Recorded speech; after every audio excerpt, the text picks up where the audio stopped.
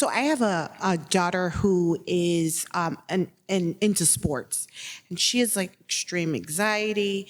And so, oftentimes she gets stressed out. And my response would be like, well, don't stress out. But I see that I think maybe reframing it and saying, you know what, it's good. It's good for you to, because this could help your performance, in sports.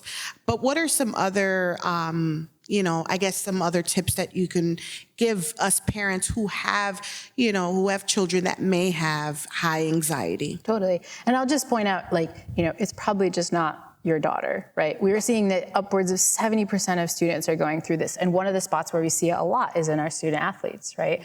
Where you have these moments in sports where you have to perform really well, particularly some sports that aren't even team sports. It's just you running the track in your time and these things. And these things can be incredibly anxiety provoking.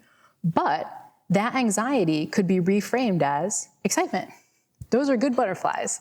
If you just walked up to the mark where you're supposed to start running and you had none of that, you were just in full rest and digest mode, it's not gonna work. Like the fact that you feel this revved up is your body trying to give you the energy that you need to do this. This is go time, right?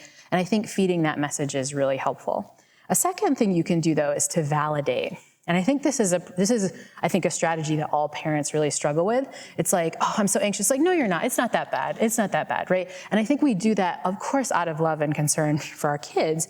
But sometimes what that's doing is it's not kind of validating the actual physiology. Like probably physiologically, it is really scary. There are things that our kids are gonna go through, whether that's a big sporting event or a huge test that is scary.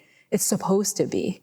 Right? We're supposed to kind of have those emotions. So I think you can also start by validating. Be like, oh yeah, maybe even have your kid articulate it. Like you're saying you're feeling anxious. What does that feel like? Oh, it's butterflies in your stomach. Oh, that makes sense. Cause your heart's gonna feel different. You feel like your breath is racing. Yeah, that's classic fight or flight. You're doing exactly, your body's doing exactly what it should be doing.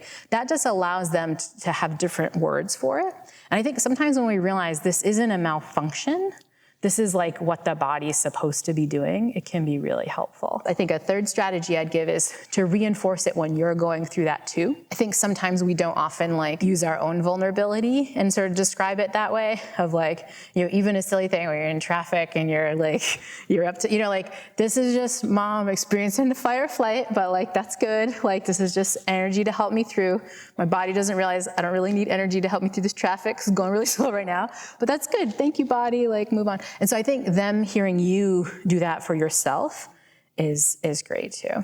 Sometimes I worry we're so scared of our own children's negative fight or flight response that we want to just placate it and fix it. And we don't kind of allow it to do what it can be useful for. Yeah, great question.